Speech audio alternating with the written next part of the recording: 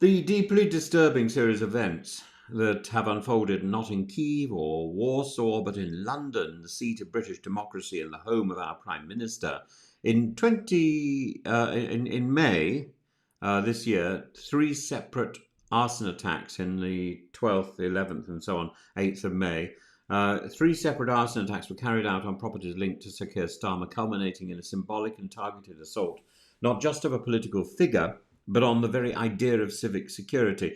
While no terrorism charges have yet been brought, the evidence points increasingly towards one conclusion: that these were not random acts of vandalism, but a new front in Russia's campaign of hybrid warfare. The sequence is chilling in its precision. On May the 8th, a car once owned by Sir Keir Starmer, now parked by a neighbour's house, was set ablaze. On May the 11th and 12th, two former homes of the Prime Minister were targeted. One, now rented to his sister-in-law, had an incendiary device hurled at its entrance. Thankfully, no lives were lost, but this wasn't a coincidence. This was choreography.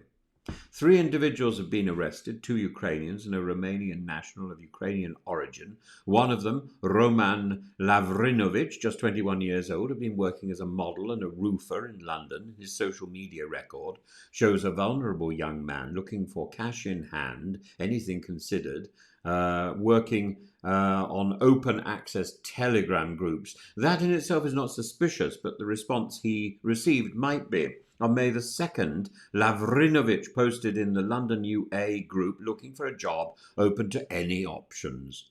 He held a legitimate safety certificate for construction work and was clearly desperate for employment. But the reply that came 2 hours later from a user named Yuri, who had only just joined the group, raised alarm bells for investigators. "Message me privately," said Yuri.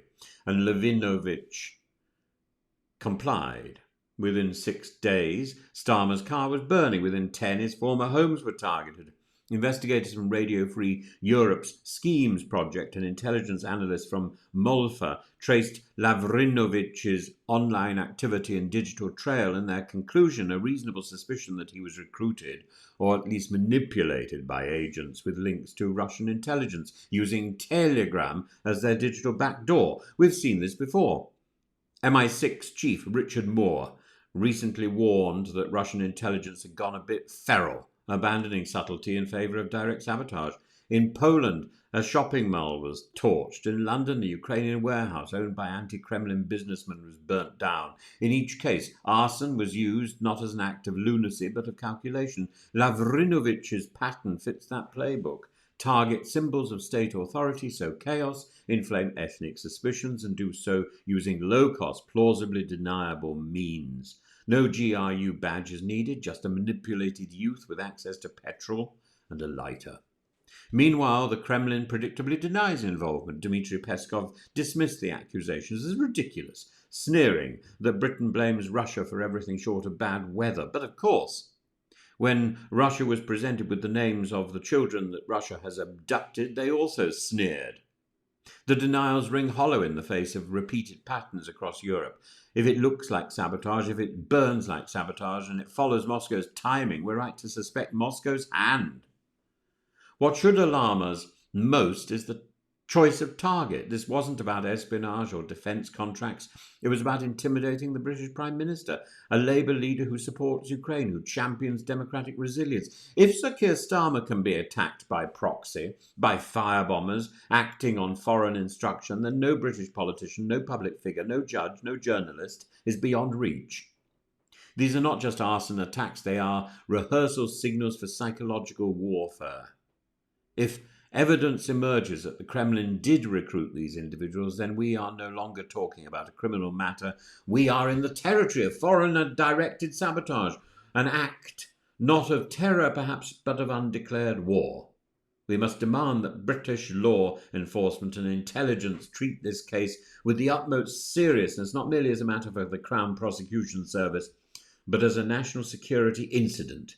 If hostile states are now manipulating marginalised individuals to carry out attacks on our leaders, then our democracy must stiffen its spine.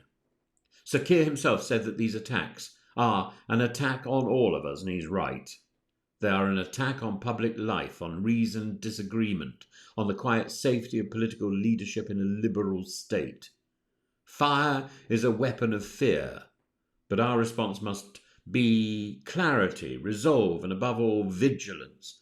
Telegram may carry messages, but Britain must send one of its own, that it will not tolerate this sort of abuse, not on our soil, not again. There was Salisbury. This is one effort by the Russian Secret Service has gone too far, and we must call a halt. We must say enough is enough.